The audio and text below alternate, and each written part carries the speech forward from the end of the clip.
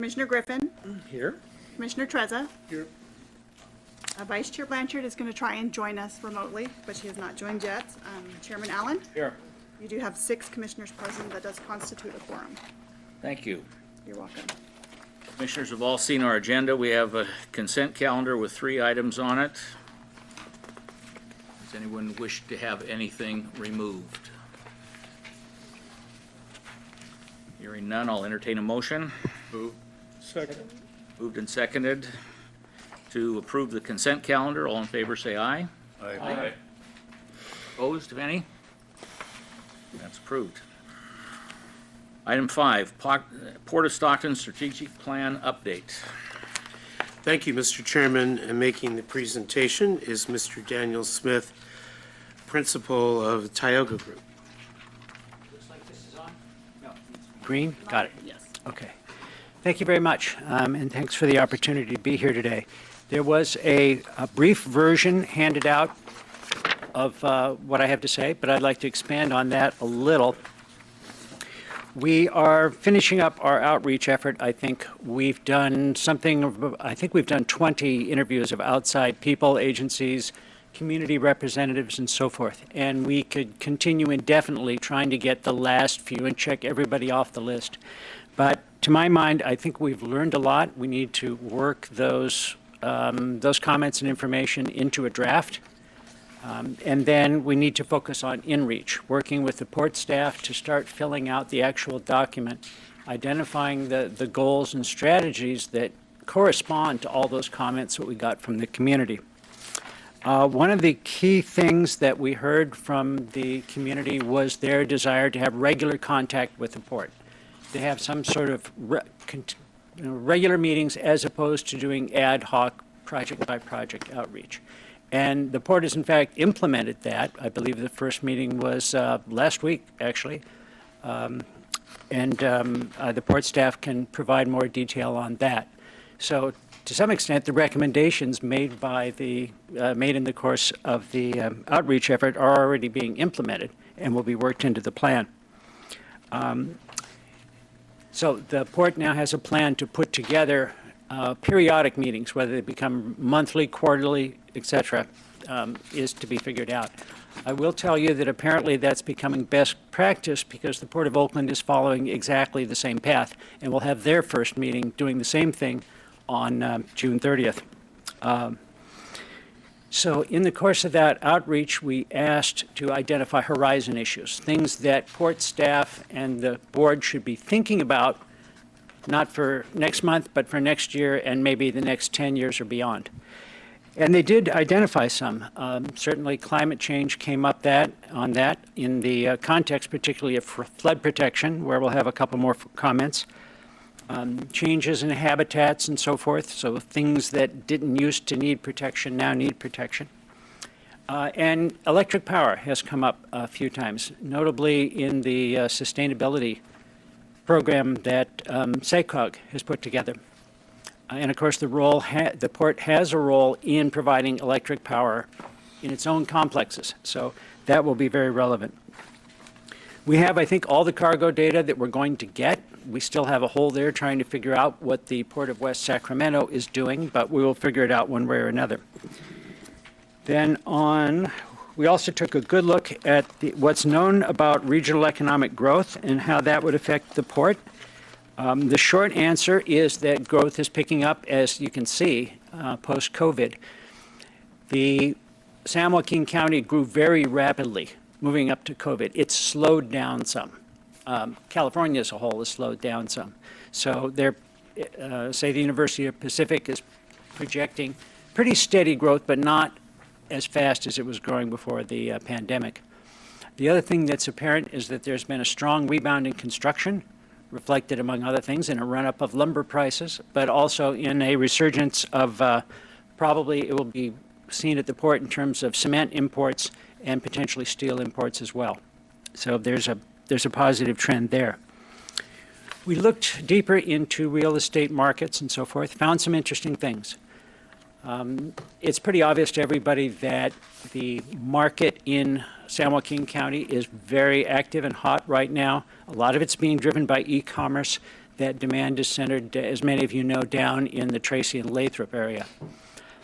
And it's revealed in some of the numbers.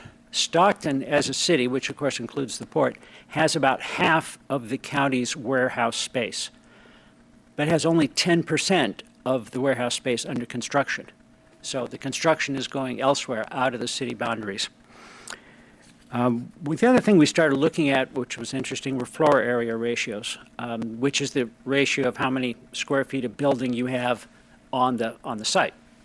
So if you have a floor area ratio of 50%, that means half the site is occupied by the building and half is used for parking or whatever.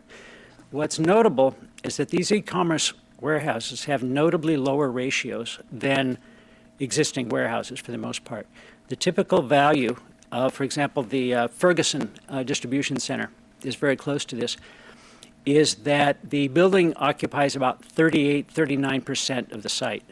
That figure for Amazon warehouses is down around 25% because they have more people, more turnover of merchandise. They need a lot more space for parking and trucks moving in and out. Now, that rolls into something about rates. The rate in San Joaquin County is running about 55 cents a square foot. The port is averaging about 24 cents per square foot, which doesn't sound so good until you run the math. Because the port warehouses out there are about 125,000 square feet on 200,000 square foot sites. They have floor area ratios of 60%. So if you run the math, the site that an Amazon warehouse occupies is going for about $6,011 per acre. The port is getting the equivalent of $6,273 per acre from its existing sites. So based on the much more intensive land use the port got, right now those old warehouses are generating better returns than brand new Class A Amazon facilities if you look at dollars per acre. And acre is ultimately what you got to sell. So now the Sharp Depot land is obviously perfectly situated down in the heart of the Tracy Lathrop area. And for what it's worth, it's got about 750 acres and will hold about 8 million square foot warehouses if you were to line up those Amazons. So that's some notion of the opportunity there.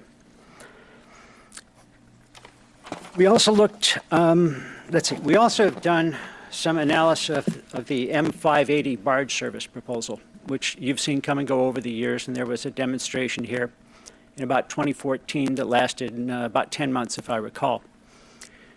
The reports are available online, and if anybody wants links, I can provide them after this.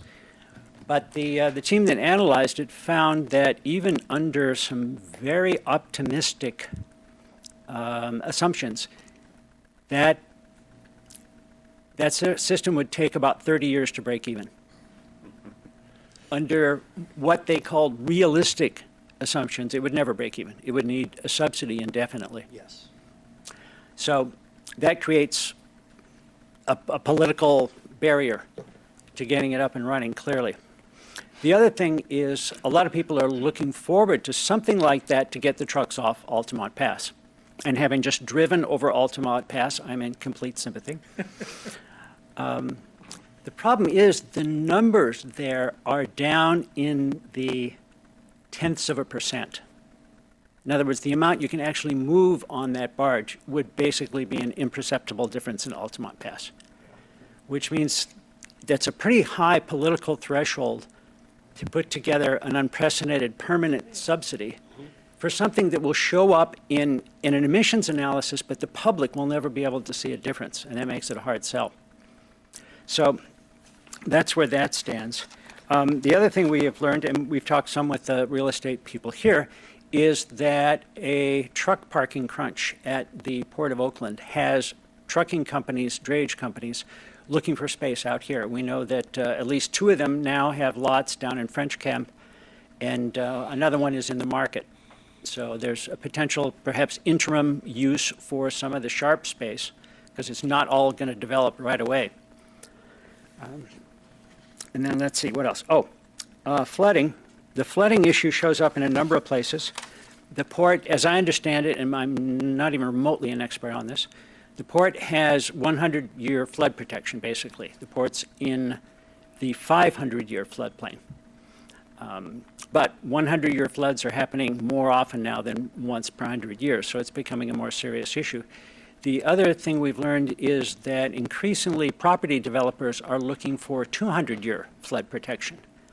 So there may be a question of long-term upgrades to the port's status so that they can provide, check off the developer's checklist and say, yes, we've got the 200-year flood protection.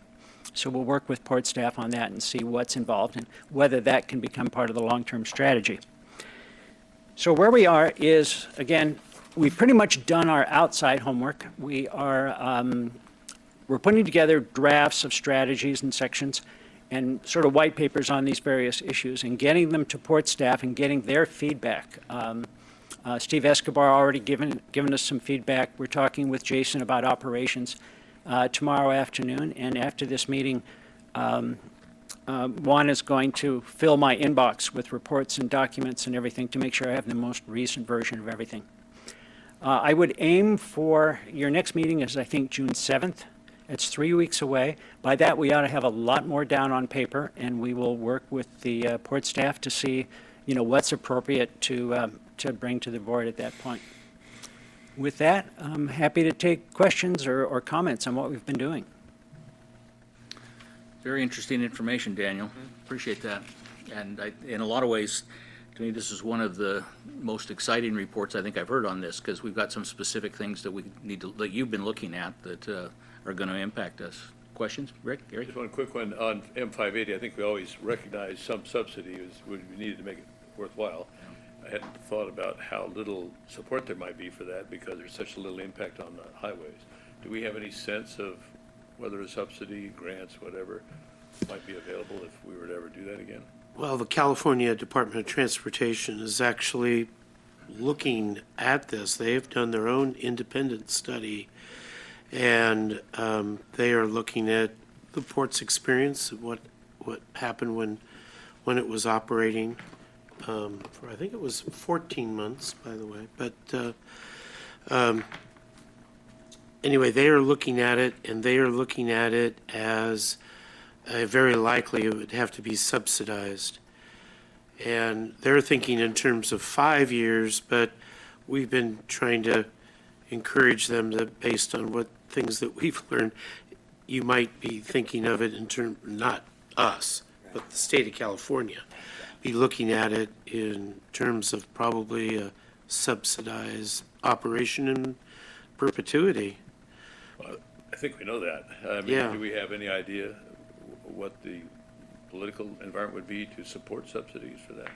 Do we think it would be or not? I think there would be for at least 5 years for it. At what level? But I think we've also made it clear that this would be something that would be operated by somebody else, not the Port of Stockton. Oh, really? If they would subsidize a deeper channel, it might help. It'd be better than a dollar subsidy. Get a bigger ship coming through. But I think with development of the Sharp Army Depot, depending on how that goes, you could have, if you decide, significant rail facilities there that would provide a link. The subsidy might be with the railroads to take it to the Port of Oakland because they consider that a short haul and they don't make money at that. But actually rail or containers coming to the Sharp Depot would probably be a stronger link from a railroad's perspective to go to the ports of Long Beach and Los Angeles. Handle containers as an Yes, alternative to the. generated in this region. Thank you. By the way, the one thing we do need to explore on the report that Caltrans, it's not clear what they included at the Port of Stockton. I don't find that they've considered the cost of any new facilities, equipment, ground leases, or anything. So we're going to try to get some details so at least we know what their numbers refer to and what's not included. It makes sense for him Commissioners, other questions? I just had a kind of question, and I'm sure we'll see it when the report comes out, but when I see all this list of the people you've talked to, will we know who you talked to at those places? And Oh, yes. And what you were asking and what kind of information you were, because you were saying that, I was kind of going, well, who was giving you that information? I guess we don't need to get into it now, but I assume that'll be in the more detailed report. Yeah, we've kept records of who we've talked to at each organization, and I've got a lot of scribbled notes that I have to make neat, but so I'm trying to pull the highlights out. But yeah, we've tracked that, and Jeff Wingfield has been on many of those calls, so he's got his notes and things like that as well. So yes, we'll document that. So, Yeah, go ahead, Steve. So strategically, do you see a value? I mean, me as working in the industry, I've been spending a lot of time in Oakland lately just to learn containers. And you're right. There's a lot of trucks stuck in line. And that's an issue. So I think we could take advantage of that. I mean, these guys are waiting. I've had guys wait all day and not get a container, and they're getting paid by the load. But I noticed that out of harbor is not really being used because the cranes are kind of antiquated. They're small, so they're probably going to putting a baseball field there. I mean, we just probably not going to fight that. My thinking is strategically, it's laydown area is going to become a premium, Absolutely. and that's something we want to make sure we want to protect, or maybe even expand. Maybe look at Dock 14. Maybe we make that a little bigger, because laydown areas are going to become really critical. Because brake bolt has to go somewhere. And it's Tesla took over Pier 80, so there's absolutely no brake bolt opportunity in the bay at all. That's done. Oakland and that they don't even want to touch brake bulk. No. Plenty of brake bulk. There is, and particularly in project cargo and things like that. A fair number of ports around the country have a significant business in windmill parts and those sorts of things. And previously, it's been new transit car shells and new pre-assembled girders for bridges and things like that. And you're right, the only way they could handle brake bulk now is essentially taking a piece of a container terminal and opening it up for a while, do it, and then close it, which is not good. That can happen. Yeah, so I would say brake bulk is pretty much over in the bay. Yeah, I think so. I see that trend. And as I mentioned, what's extremely tight is because the truckers are having increasing difficulty matching up the shipper and receiver schedules with the appointments they can get at terminals. So they're using a lot of the parking, the outer harbor there, Howard Terminal, and multiple properties. Almost 200 acres of that port right now are being used for truck parking in various ways. Yeah. To just stage as an intermediate buffer between what the shippers in the valley are doing and what the terminals can handle. So it's become a two-tier system instead of straight from the port terminals to the importers and exporters. And then if you want to go really farther, 20 years from now, there's going to be a revolution in containers. Containers are changing. Container ships themselves are going to be completely different. That's coming. It's probably 20, 30 years from now, but that'll be interesting to see what effect that has on the entire industry. You won't even be taking it off with the crane anymore. They're just going to come up and side lift and come on the ship. I'm glad I'm retiring before I have to figure that out. But we were the contractor for the Bay Conservation and Development Commission. We did a whole seaport plan capacity and terminal analysis going out to 2050. And that's a public document, and I will get Juan a copy, and he can make it available if anybody wants to see it. It's also very thick, I will warn you. is there a summary? Yes, there is an executive summary. Yeah. Is it safe to assume that when you quote some of these economic or real estate stats, that you're verifying them across multiple sources? Yes. And I push back, what I've done is had people who are more expert in those fields than I, write up a white paper on the economic trends, and then I push back on them to make sure it's all there. And actually, they're pretty good academics, so they've cited their sources and things like that, so we know what they got from the Federal Reserve, what they got from UOP, et cetera, et cetera. So I want to see the paper trail back to where all these numbers come from. Other comments, questions? Daniel, thank you. We Thank you. appreciate the update. Thank you for the opportunity. Oops. Okay. Number 6, acceptance of the Stockton Port District Independent Auditor's Single Audit Report, June 30th, 2020. It's prepared and submitted by the independent accounting firm of I.D. Bailey. Thank you, Mr. Chairman. And making the presentation is Mr. Kyle Bartel of the independent audit firm I.D. Bailey.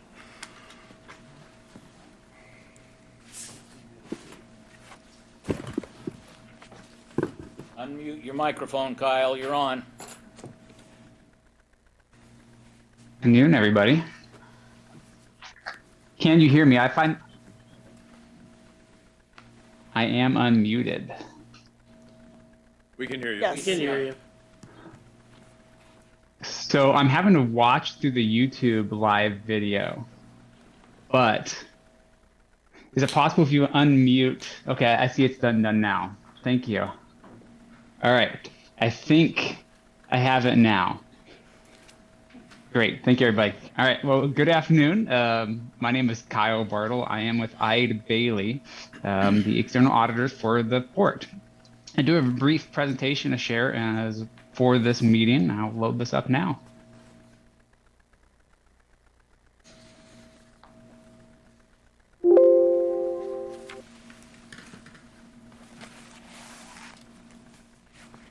No.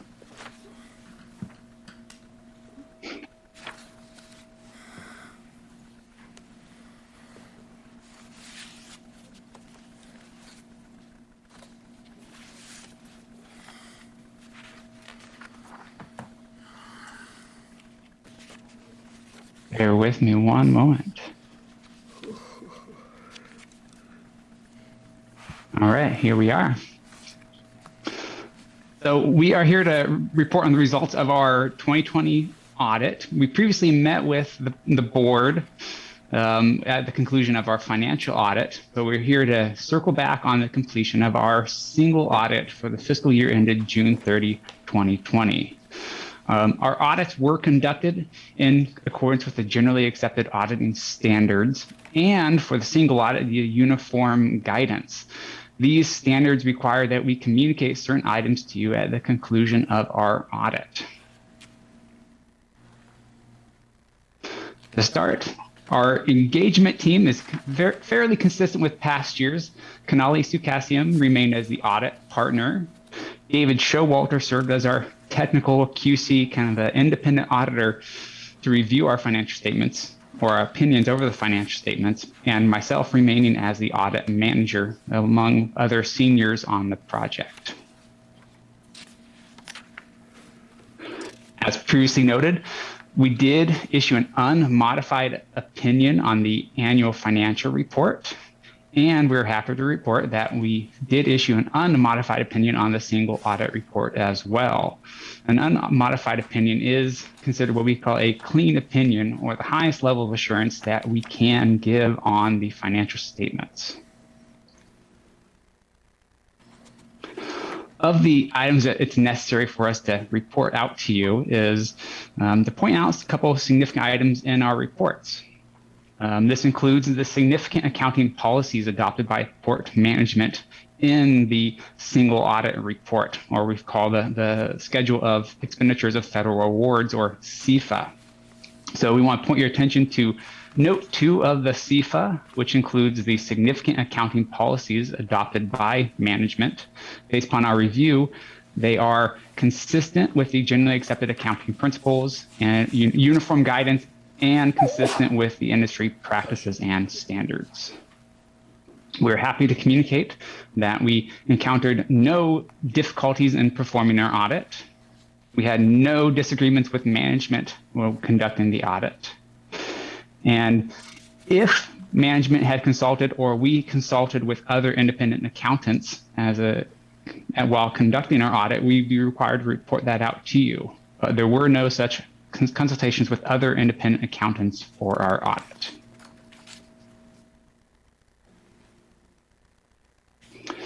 as we previously communicated, we did have one management letter comment to report out on our financial statement audit. We wanted to include that here just to have a comprehensive summary. In our single audit, we did have one current year finding over the highway planning and construction grants procurement, suspension, and debarment compliance. The opinion over compliance is not impacted by this item. We want to highlight that. As well as part of our audit, we look back at prior year single audit findings to determine whether or not the findings were implemented, partially implemented, or not implemented. As a result of our audit procedures, we did find certain items, findings 2019 03 through 05 were partially resolved, and management still in process of implementing those corrective actions to resolve those findings. At the conclusion of the audit, we did obtain written representations by management for the single audit report. This is dated March 15th, 2021. Before I go on to my last item, were there any questions on the single audit?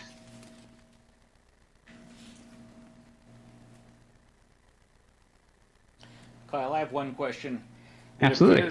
It appears you've highlighted one area where staff is still working to comply, and you cite specific code sections or regulation sections. Yes. I was curious as I was reading through this. I wasn't clear if the regulations changed during the period or if it was something that just had not been completed from the previous year's suggestions. So they're constantly changing, but in this case, I think they were some of these requirements, particularly related to procurement, suspension, and debarment. They are complex, and we did obtain a revised purchasing policy from management, which did address some of our concerns. However, they didn't address all of the requirements of the uniform guidance. So that's why we consider them to be partially implemented, because certain items were checked off that needed to be incorporated, but there is just inherent complexity to these requirements, and there are challenges in summarizing in a comprehensive manner. So we are still working with the finance team just to fully resolve the item in our 2021 audit. Well, that was going to be my question. So does staff know what they're to do to comply completely? Yeah, we have been in discussion with the finance team. They bounce questions off of us as they make revisions, just so we can bring it hopefully to a conclusion with our 2021 audit. Thank you. Any other Absolutely. questions? Don't see any more questions. Great. Well, along with our audit report, we did provide a port comparison to the port commissioners as part of the audit and finance committee. I think that was also provided to you in a packet of information. This port comparison, we want to highlight, it's not audited information, but we compiled various other container and non-container ports just to showcase the comparison from financial position, operating metrics, as a quick reference of comparison to the port's operations. And this is as of 2019, just because some of the 2020 information is not readily available as we compile that report. So we're typically a year behind as we compile that.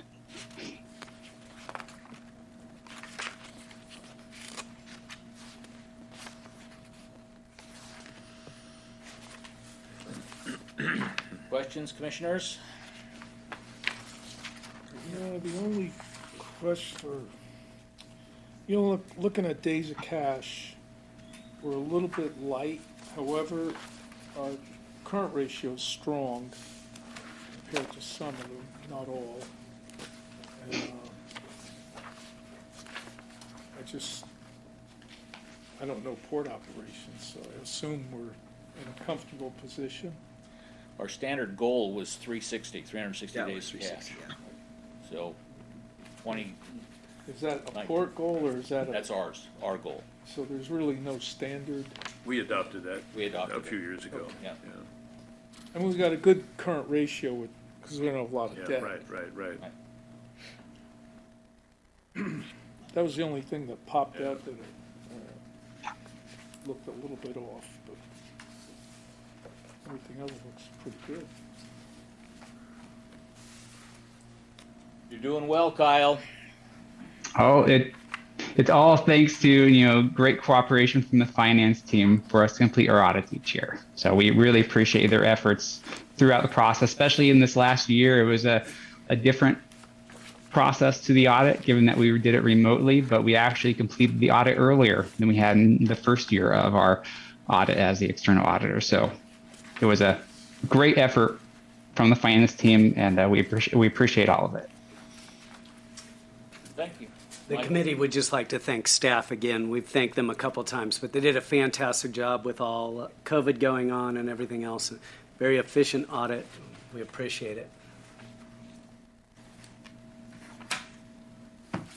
Kyle, thank you. And thanks Absolutely. to the committee and thanks to staff. A lot of appreciation to go around there. Does that Great. conclude? Well, thank you all very much. So the committee would recommend that we accept the Is that in the report. form of a motion? Yes, sir. Committee would move. I second that. It's been moved and seconded that we accept the external auditor's report.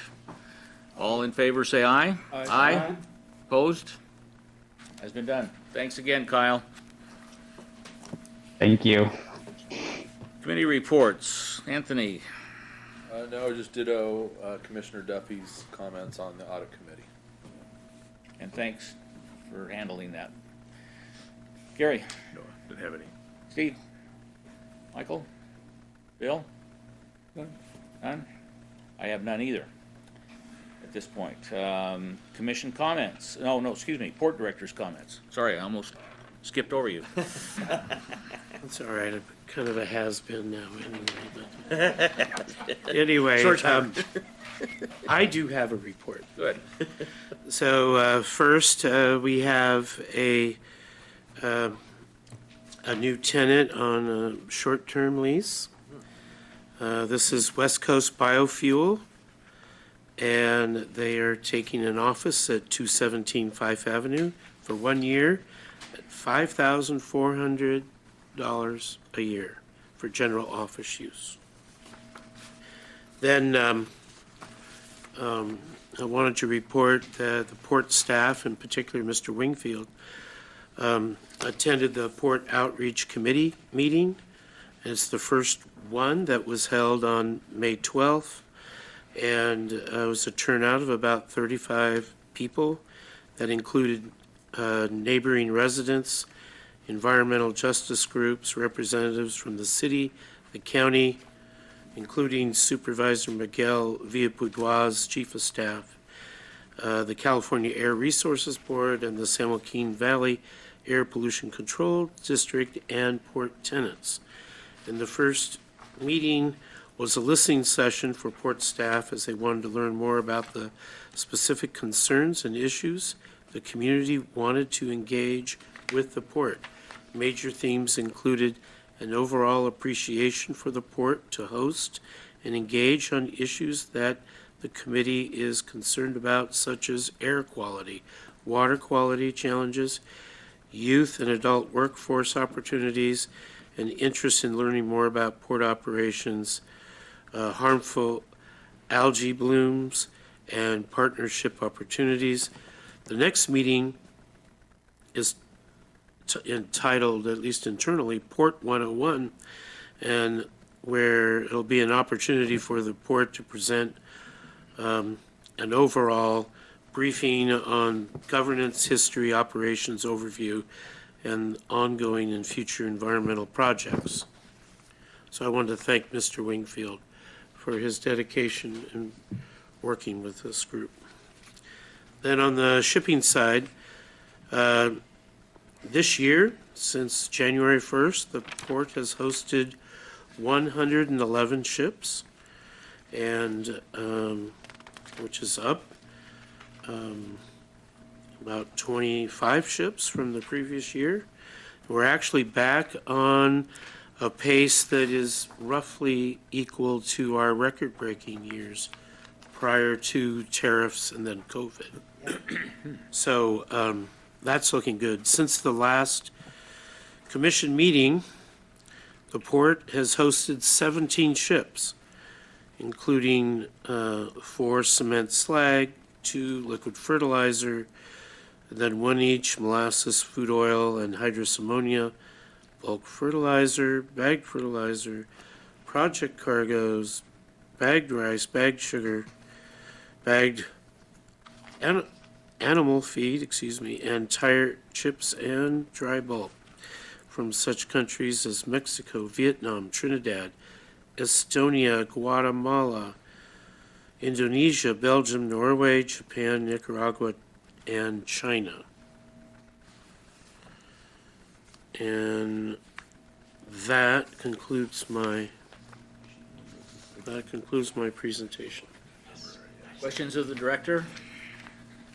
Yeah, the bagged sugar, is that something that might be a long-term contract, or is that just a blip? That's one of those, it could be a blip, but the question is, how big is the blip? Right. Because that's one of the projects that we got from moving from containerized cargo back to the old style Yeah. bagged, because there's no containers available. So it's all gets down to how long is that situation going to take place. But we're taking advantage of, Oh, yeah. of it right now. Yeah. It's an opportunity. And we're also providing much better service than what they were getting. So I can't say how long this is going to go on, but they are actually very impressed with the service that the port provides on our docks. What would the frequency be? How frequently would they be delivering? Well, it's hard to say. I think we've hosted 2 ships, as I recall, right now. And I'm just trying to recall our ship schedule. I don't recall if we have any Seasonal? currently on the ship. Is it seasonal? Yes, it is. Not unlike the rice. I have a quick question. It's just kind of from my own knowledge. On some of these where the metric tons are so much less than the other ones, are they picking up other cargo in other places, or do they just have a light load? Or is that? Most of it is a light load, but we do have some that come to us, but we have limitations on the ship channel at 35 feet, mean low water. So a lot of ships that come to us come light. If we had 5 more feet, which would not be, And that's it. Like on these ones that are only like 5,500 metric tons or something. That's worth it. Obviously, it's worth it for them to. it is. And environmentally too, it's very positive, because right now, every ship that the port hosts, say if the port didn't exist and everything was stopping in the Bay Area and being trucked, every ship that comes currently takes off 1,200 truck trips Right. No. off the road. Yeah. If we get 5 more feet, it'll take 2,000 trucks per ship load. So, which would not involve digging a trench, it would be taking just the high parts off, which is a little less than the current ship channel, the length, a little less than half. Other questions of the director? No? Commission comments? Anthony? None. Gary? None, sir. I'm going to just make a comment. I know we're going to adjourn in Patricia Huff's behalf. She was a very nice lady. She worked hard for the port, and she took her job home with her. Yeah, I remember her. Yeah. Remember her? Yeah, she was a great lady. I just wanted to say that. I missed it, Steve. What, She was the deputy director back no, I in the know, day. but Yeah. you were just passing her a compliment. I missed Yeah, it. yeah. Just in other words, giving her some recognition. Or You know. she died. That's in the. She passed. did. That's in- Yeah, well, we're going to be adjourning in her memory, and I just wanted to. She was a nice lady. Did you ever get a chance to work with her, or she was? No, she had actually retired before I started, Yeah. so she's been away from the port for a while. Krigsman, basically. Yeah, she was She Craigsman's was on deputy. it. She was really dedicated. Bill, comments? No, thank you. I have none either. Public comments on non-agenda items. We received an email today from Mary Elizabeth, arrived this afternoon just before our meeting. It is dated May the 3rd, and this may have been a situation of what was supposed to have been sent to us for our last meeting, but it wasn't the right one. I don't know. But I'm going to read the email that arrived today. Today, you're considering a project that has undergone no public outreach other than by the project proponent in a limited way without fully understanding or disclosure of CEQA documents. The reference, I believe, is to the Denmark project. This is the message I received today from the project proponent, a short email from a David Ritchie to Mary Elizabeth. Hi, Mary, I have some more docs to share concerning CEQA. Is there a good time this week to connect, say, later in the week? That, again, is dated May 3rd. Now back to Mary Elizabeth's email. I urge you to postpone any decision until interested stakeholders and community members have an opportunity to review the CEQA documents, which are now on the website, and hold all public hearings prior to closed sessions. There was the commitment made that a community engagement group would be formed this spring to inform and get input from the community. As the director has reported, that happened last week, is that right? This is a project that would essentially complete development of a major undeveloped part of the port due to multiple areas of contamination. The Port of Stockton staff informed folks that they needed to sign up each year to receive information from the port. I've asked repeatedly that email notices be sent to interested parties when CEQA reports are available to be reviewed. This is a disappointment to find CEQA documents based on an agenda item. I understand that the proposed project is not characterized as worse for the community environment than proposed in the programmatic EIR for the West Complex approved back in 2003, almost 20 years ago. Since then, there has been continued development and increased train and marine traffic impacting the airshed of Stockton and with disadvantaged communities most impacted. Again, as I said, that was received, it dated May 3rd, but it was received this afternoon before our meeting. And that is the only public or comment I have from the public. Chairman? Yes. Briefly, just for purposes of clarity of the record, with respect to that comment, I would point out to this commission that you did consider an addendum for this project, and under the CEQA guidelines, the addendums does not provide for a public comment period, as it does for other types of CEQA documents, such as negative declarations and EIRs. So as a result, no public comment period was dispensed with that was otherwise required by law. And this comment has now been received after the notice of determination for this project was submitted to the county recorder. Thank you.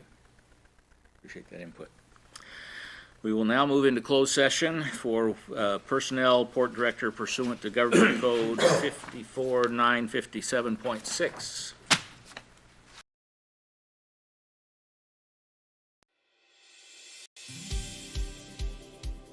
In a competitive global economy, companies must look for every possible advantage. Where a company locates its operations can work to its considerable advantage. Case in point, the Port of Stockton. We have customers all over the world, and when I say we're at the Port of Stockton, they say, the port of what? And they often say, how could there be a port in Stockton? It's not on the coast. Just 80 miles inland on the San Joaquin River is the Port of Stockton, gateway to California and the western United States. Gateway because the port sits where road, rail, and river all converge. The port's central location provides many strategic advantages. We chose this location because of its centralized characteristics, being in the midst of the major hubs for transportation throughout the West Coast.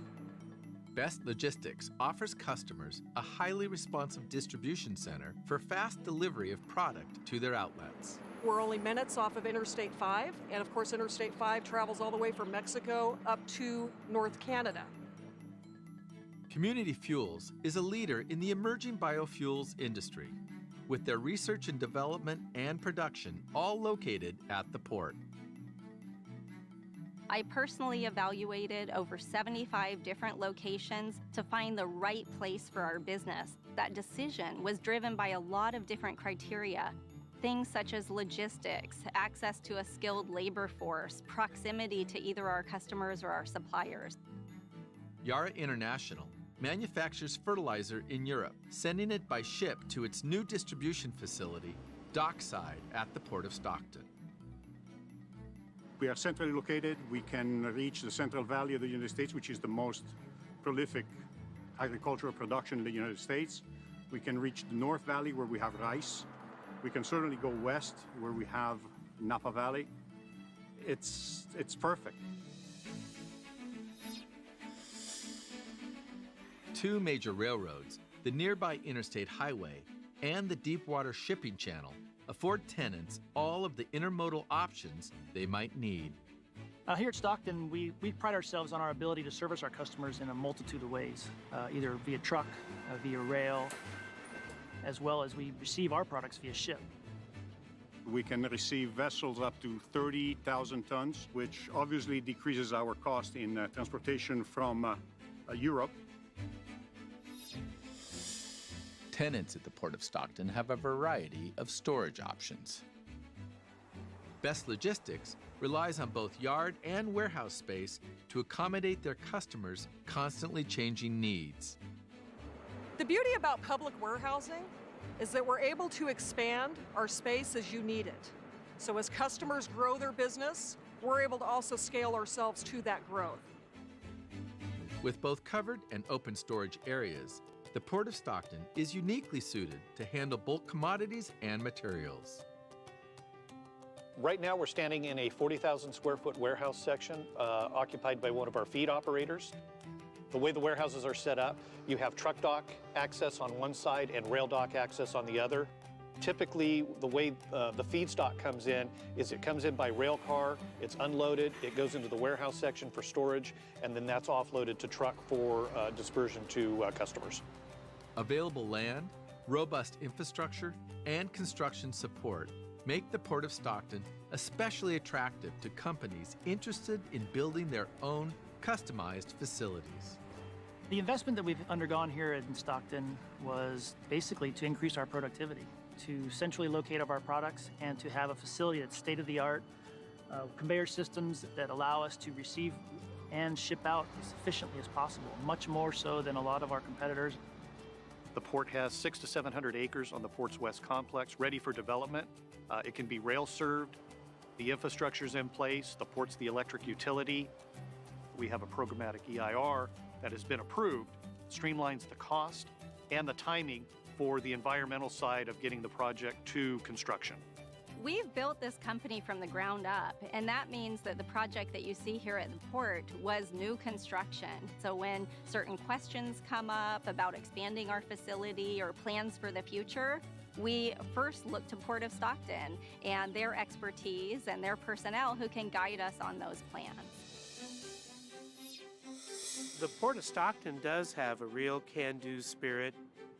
It looks to bring in business. It looks to bring in jobs. Being a tenant here at the Port of Stockton has very much helped our business grow. With the lease that the Port of Stockton provided us, it was just the choice that we couldn't pass up.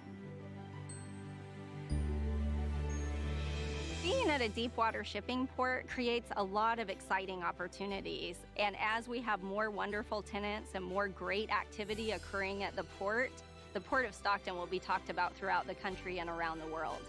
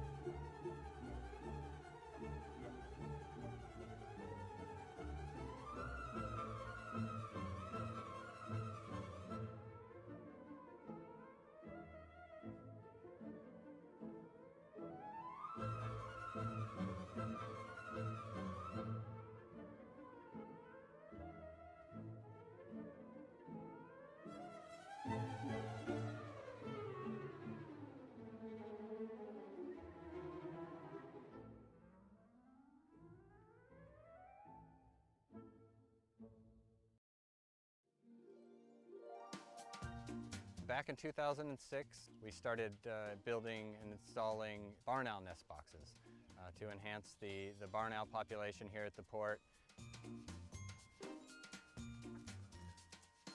We put cameras in the boxes, put the images up on our website.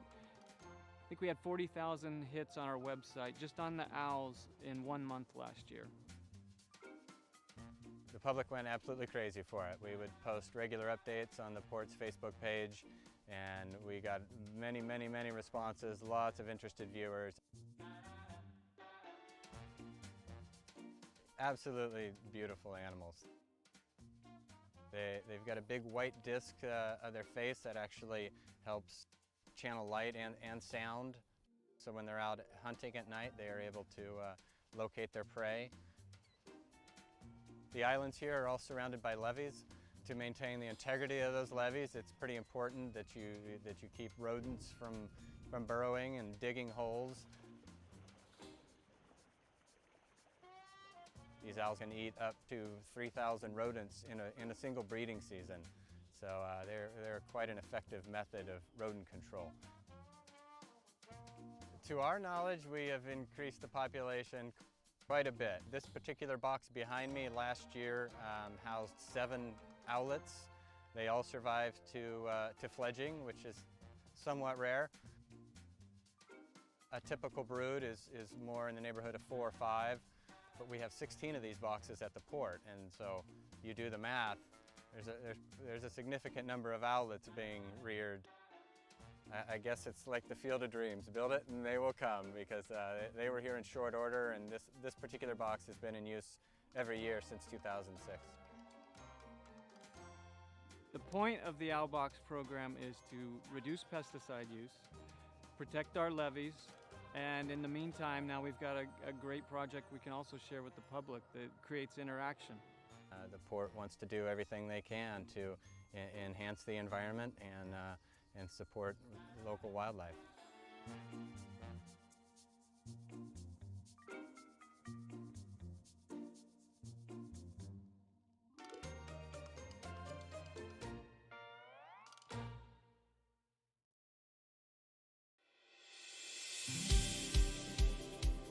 In a competitive global economy, companies must look for every possible advantage.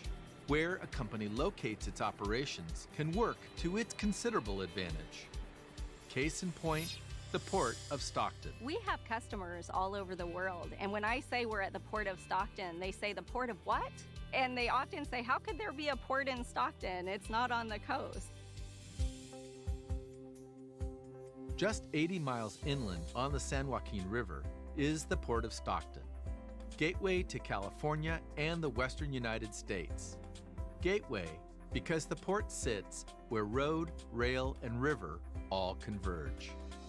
The port's central location provides many strategic advantages. We chose this location because of its centralized characteristics, being in the midst of the major hubs for transportation throughout the West Coast.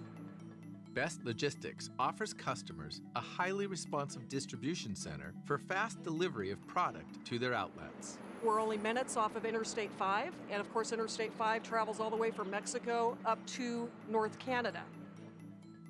Community Fuels is a leader in the emerging biofuels industry, with their research and development and production all located at the port.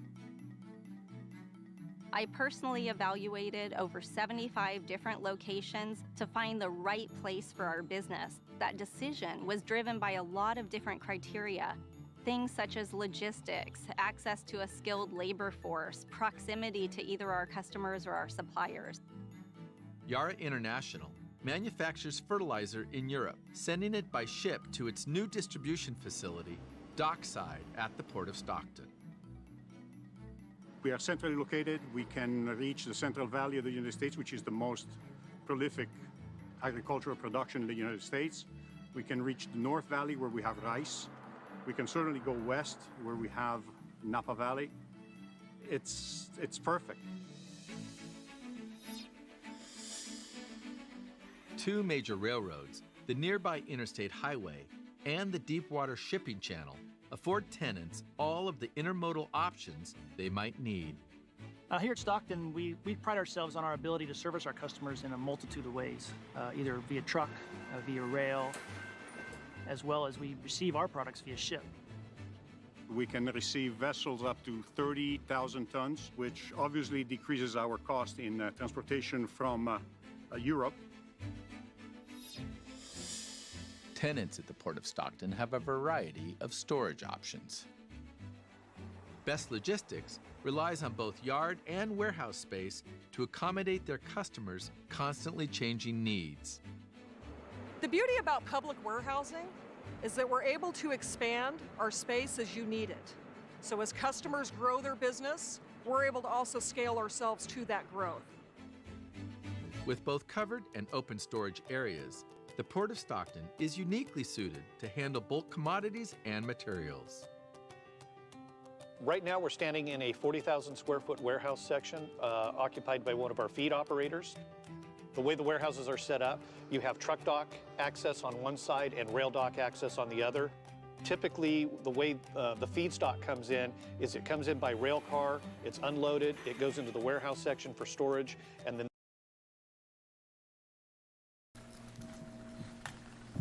Okay, we're back in open session. We met as a commission and are prepared to take action in open session. Previously, I was instructed to Sir, you should call the next item. call the next item. I'm sorry. Number 12, consideration and possible approval of the appointment of a new port director, consideration and possible approval of an employment contract for the new port director, and authorization for the chairman to execute the approved contract. That will come up, Katie. Thank you. I have been meeting with our candidate, a candidate to assume this position. We have negotiated and discussed several items of his employment, and subject to your approval as a commission, I would propose the following: that Mr. Kirk DeJesus be employed as our next port director at a salary of established at $280,000 per year. The contract will be public record, so anyone is able to review that who would like to do so. And the contract has one condition to it: we were not able to complete his physical exam before bringing it to the commission today. So this is subject to him successfully passing his physical. Now, Council, have I completely covered what I need to say? Yes, you have. Thank you. Thank you. Discussion or a motion? Motion to Motion. approve. I'd like to make a motion to accept the establishment of a pay rate of $280,000 per Moved it. year. Oh, Oh, I'm sorry. Move to approve the chairman's motion. I'll second it. we have a second. Now, I guess the other thing I gotta make sure is authorize me to sign his contract. Is that part of your motion? Yes, sir. And second? Second. Okay. All in favor? Aye. Aye. Opposed, if any? That is carried. And I will execute the contract after our meeting. We're adjourning today on behalf of Patricia Pat Huff, The courthouse. retired Port of Stockton Deputy Director, was born September 5th, 1931. Pat passed away May 9th, 2021 at the age of 89. Pat started on May 24th, 1972 as secretary to Port Director W.J. Turner. In 1973, she moved to Community Relations. In 74, she became the Community Relations Manager. Pat's title changed to Property Management Promotion in 1979. In 1989, her title was changed to Trade and Property Development General Manager. Her final promotion was to Deputy Port Director in 1989. Pat retired from the port on July 2nd, 1999. Prior to working at the port, Pat worked in the TV industry. She's survived by her children, Shannon, Gina, and Joseph, and many grandchildren and great-grandchildren. On behalf of the commissioners, the port director, and staff, sincere sympathy and condolences are extended to the family of Patricia Huff. And with that, we are adjourned.